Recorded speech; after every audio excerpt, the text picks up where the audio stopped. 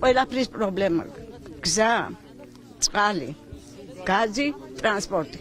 სულ ყველაფრის პრობლემა გვაქვს. ჩვენი კუმისი მიტოვებულია მარტო ღმერთის ანაბარავად. ახალი კუმისის მოსახლეობა მძიმე მდგომარეობაშია. სოფელს არ მიეწოდება წყალი, გაზი და მოსაწესრიგებელია საგზაო ინფრასტრუქტურა. ხალხს წყალი ქალაქიდან მიაქვს. წვიმის დროს ამ გზაზე გადაადგილება შეუძლებელია, რადგან ბეტონის გზის ნაცვლად სოფელში მიწის საფარია. ამ პრობლემის გამო სოფელში სასწრაფო დახმარების ჯგუფიც ვერ ახერხებს შესვლას. ამავე მიზეზით სოფელს არ ემსახურება მუნიციპალური ტრანსპორტი, მოსახლეობას გადაადგილება ფეხით უწევს. ძალიან ცუდ მდგომარეობაშია გზა, სოფელს არ აქვს სასმელი წყალი და არის კიდევ უამრავი სისტემური პრობლემა, რომელიც დღეს საჭიროებს რეაგირებას იმისთვის, რომ რეალურად ადამიანებმა შეძლონ აქ სრულყოფილად ცხოვრება. წყალს ვყიდულობთ ქალაქში და ამ ადამიანებს უბრალოდ ტვირთავენ ამ წყალს და მოაქვთ ჩვენამდე, მაგრამ არის ხოლმე შემთხვევა, როდესაც სამწუხაროდ ადამიანებს, რომელსაც არ აქვს ტრანსპორტი და ვერ გადაადგილდება, იმიტომ რომ ტრანსპორტი ჩვენთან არ არის მუნიციპალური ტრანსპორტი დანიშნული. შესაბამისად, ადამიანს, რომელსაც არ აქვს ეს ტრანსპორტი და საკუთარი ავტომობილი, უწევს, რომ დაელოდოს მარშრუტკას ინდივიდს, რომლის კეთილინებაც არის, რომ აქ უბრალოდ ხაზი კონდეს და იაროს.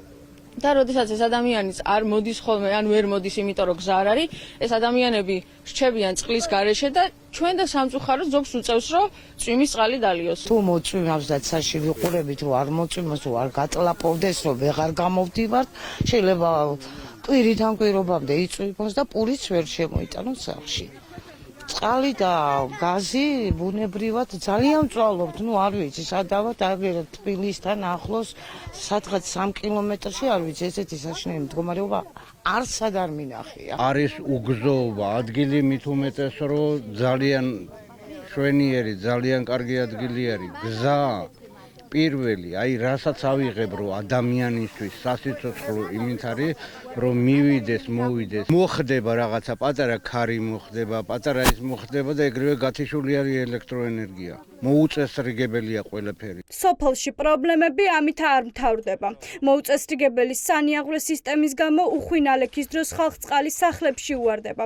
ამ მიზეზით დაიბზარა კედლები. გვაქვს გაზის, წყლის, სანიაღვრე სისტემები გვჭირდება აუცილებლად და გზა, რომელიც თქვენ რო ამოხვედით აქ, ეს არაფერი არ არის. კუმისის შუაგულში რო გაიაროთ, ორმოებია, რაც იქ წყალი ჩადის. ეხლა იყო წვიმები ძალიან საშინელი, გაკეთებული რემონტი სუნთლიანად გამეუგებდა. დავწერე განცხადება. რა ვიცი, ჯერჯერობით არც პასუხი მომსვლია, აბსოლუტურად არაფერი, რეაგირება არის ნული. ყველაფრის პრობლემა. გზა, წყალი, გაზი, ტრანსპორტი. სულ ყველაფრის პრობლემა გვაქვს. სულ ყველაფრის, აბსოლუტურად. ჩვენი კუმისი მიტოვებულია მარტო ღმერთის ანაბარავად.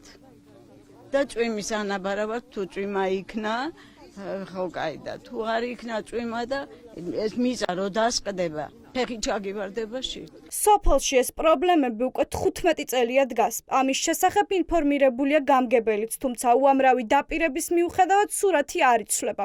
სოფელში ამ დრომდე არ შეუყვანიათ ტექნიკა და არ დაწყებულა სამუშაოები.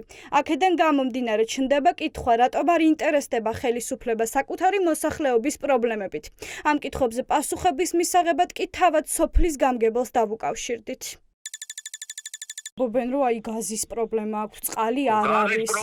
გაზის პრობლემა არ გვარდება ესე მოსახლეობის ისაც არის. სამუშაოები კი მიმდინარეობს, ჩვენ ყველაფერი გადაცემული გვაქვს და მერია მუშაობს მაგაზე რომ გაკეთდეს. მაგრამ სანამ წყალი არ გაკეთდება, გზა ვერ გაკეთდება. სურათებიც ამა გადაღებული რომ პირადად მივდივარ და ვაწვი იმას სასულსათო ნობათი იქნება თუ რაც იქნება რა.